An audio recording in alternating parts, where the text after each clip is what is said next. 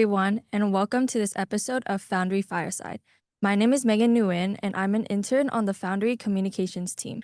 Today, I'll be chatting with one of the Foundry staff scientists, Stephanie Ribet. Her research focused on scanning transmission electron microscopy development at the intersection of computational, experimental, and hardware advances.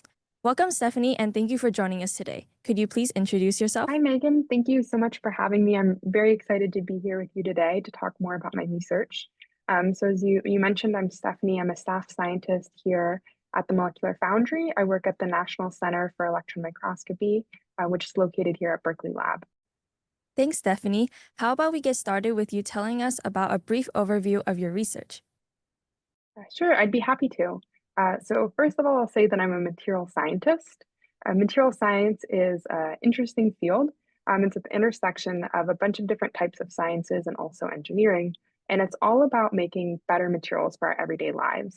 So this can be anything from designing new computer chips, so we can have better, faster, more efficient computers, to designing new foams that go in football helmets and running shoes, so that way we can have sports equipment that lasts longer and keeps us safer. This is all material science. And what I work on specifically is transmission electron microscopy. This is a technique where you have electrons that are very high energy. And what you do is you accelerate them so they go through your sample, and you image what happens when they come out the other side. And this allows you to form images and get structural information at much higher resolutions than you could with a conventional microscope that you might be familiar with. So in your science classes, you may have used something, microscope. This is an optical microscope. So by comparison, we use electron microscopy to be able to image features that are even smaller. Leading on to this, why is it important to study materials that are too small to see with the normal microscope? Yeah, so as I mentioned just a second ago, a transmission electron microscope allows you to image things at the nano to atomic scale. So I'm talking about anywhere down to even seeing individual atoms to the nanometer scale. And to give you a little bit of context, this is much, much smaller than anything we have in our everyday lives. So something on the size of less than a million times smaller than a tennis ball. So we really don't have a very good intuition for what materials look like at this length scale. And we often learn some very surprising and interesting things when we do these experiments. So one example you can think about is batteries. We know batteries are very important. They're in all of our devices and are crucial for the future of energy storage. And in general, the way batteries work is they're these layered materials. And when we design them and think about them, we think they're these perfect layered structures. So one thing you could do is take batteries and put them in the transmission electron microscope. And you can take perfect batteries when they're first made.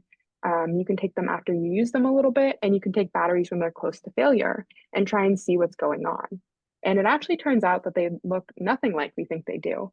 You do have this layered structure, but it turns out they're much more intricate and complex, and they have these sort of messy, what we call interface, or where these layers meet.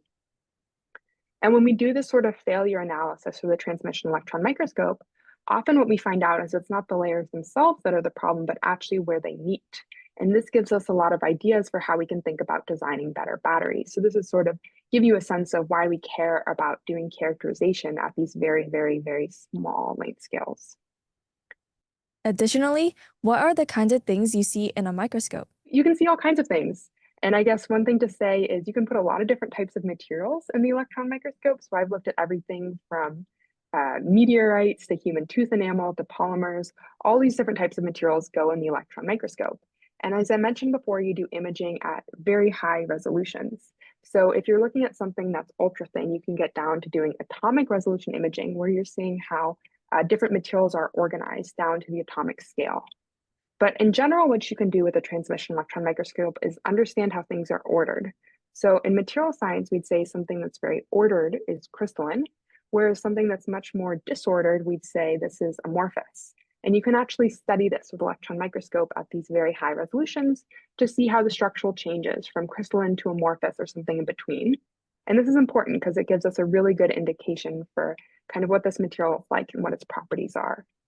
With this electron microscopy, it's not just the structure we can see, but we can also study what we call composition, or find out what elements are made up of our material. So whether or not it's iron or carbon or nitrogen, we can find out all this information. So we end up with not just these images, but these really beautiful colored images that tell us the structure of our material, so its organization, but also what it's made up of. Wow, that's really interesting. Leading on to this topic, what exactly is cryo-electron microscopy and how does it work? Yeah, so cryo-electron microscopy is a flavor of electron microscopy. So usually when I do my electron microscopy experiments, we're doing this at ambient conditions, so basically room temperature.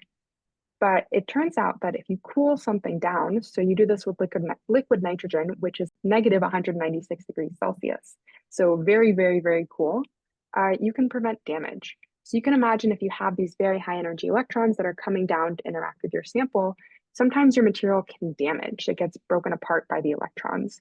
And if something damages before you can image it, then you really can't do a good study to see what's going on.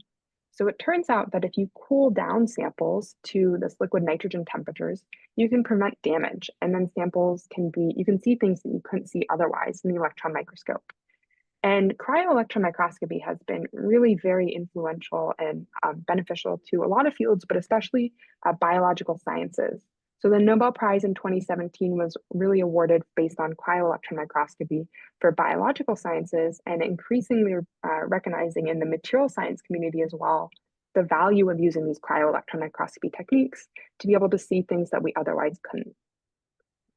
What are you working on to change what we can study with electron microscopes? Can you tell us more about your upcoming projects? Sure, I'd be happy to. So as I mentioned, cryo-electron microscopy has really been used in biological sciences and has been growing in material science. So that's really something I'm interested in, is working at the intersection between these two fields and finding new ways to leverage cryo-electron microscopy to see things we couldn't see before in the electron microscope. And in fact, we have a new initiative here at Berkeley Lab. We have some new electron microscopes that are coming. This is going in the brand new BioEpic building. This is a collaboration between biosciences and molecular Foundry as well. And this is going to be a new initiative to look at electron microscopy and apply it to these different fields and kind of learn how we can work together to see new things. Now, cryo is a big part of this, but also computation. So in recent years, as microscopes have gotten better, we've had a lot of new hardware developments as well. And one thing now is we can take data instead of just collecting an image, but through each time we try and look at our material, we collect a lot of different types of data all at once. And the data has gotten so big that we can't really interpret it by eye as the data is coming off the microscope. So we rely on all these advanced computational tools to be able to impact it. And the reason we do this is because it lets us see things that we couldn't see otherwise in the microscope. So I'm very excited for this new initiative because it's going to be collaboration with a lot of groups on campus here at Berkeley. So both in biological sciences, material sciences, and also some computational groups as well. That's really cool. I hope I get to see these new microscopes at the building in the future. Yes, please come visit us. So, in your development of hardware and studies of novel materials, I understand you work with something called phase plates. Could you explain what these are? Sure, I'd be happy to. So phase plates are a type of hardware that we're developing. So in general, in your electron microscope, you have these electrons that come and interact with your sample. And there's some really fundamental physics that governs what these interactions are like and the types of interactions that you can study and the type of data that you can collect. So we're working on trying to change how these electrons that before they impact your sample, what they're like. So we can maybe think about this in terms of analogy. So electrons have something that's called a phase, and we could describe phase instead by color. So imagine that in your conventional electron microscopy experiment, all your experiments you're doing are with green electrons, let's say. And so you're only really studying how green electrons interact with your material. But having a phase plate would allow you to have not just green electrons, but then you could have purple electrons, yellow electrons, blue electrons, so all these different colors. And not only can you have these different colors, but give you a lot of control over what types of electrons you have. So now you can study all these different types of physical interactions that you couldn't before. So this is something I'm definitely very excited about. It's some new hardware we're working on developing that will go in the electron microscope. It's definitely challenging, but also offers the opportunity to do things that we really don't routinely do. So that's why it's exciting and we're working on it. How does your work translate to the real world and be broadly applicable across many engineering and science disciplines?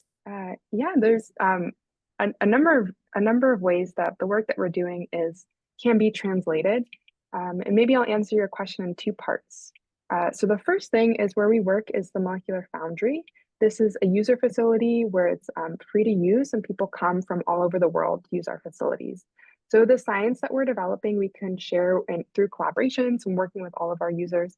So this gives an opportunity for what we're doing to be more broadly used in all kinds of different fields.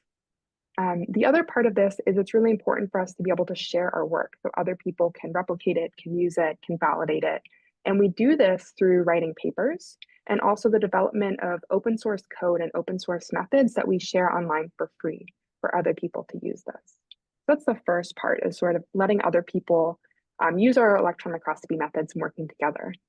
The second part is all about translation of this, what I've been describing as more basic research and basic science, but translation of this basic science into everyday applications. So I've had opportunity to work in industry and also in academia on the translation of these basic scientific ideas to real applications and devices and sort of products that you would find in your everyday home. And it's really cool to see how the type of research that we do here at the lab can easily be translated into types of applications and things that you might be familiar with. So I mentioned before foams and football helmets and computer chips, but these are all different types of applications. And when I think about the types of users we work with and the people we work with at the lab, they really span all kinds of different applications. So everything from quantum technologies and next generation computers to biological sciences, to energy sciences, to metallurgy, to engineering, to aerospace, polymer manufacturing. There's so many different applications. And so that's what's cool, is you can see how the work that we're doing in the lab and in these labs can translate to all kind of real world everyday applications. I did not know that all of these could be applied to many different fields. Yeah, electron microscopy is pretty versatile, and that's what's cool, is to work with people with so many different expertises. Lastly, what makes you excited to do this work every day? We have collaborators from all different fields and all kinds of different applications, and it's pretty inspiring to talk with all of them and hear about the applications they're working on. And I'm excited every day and inspired by the people I work with and the opportunity to work with them and contribute to the type of research that they're doing. Thank you so much for talking with me today, and I've learned a lot about your research. For those of you watching, stay tuned for more episodes and see you next time on Foundry Fireside.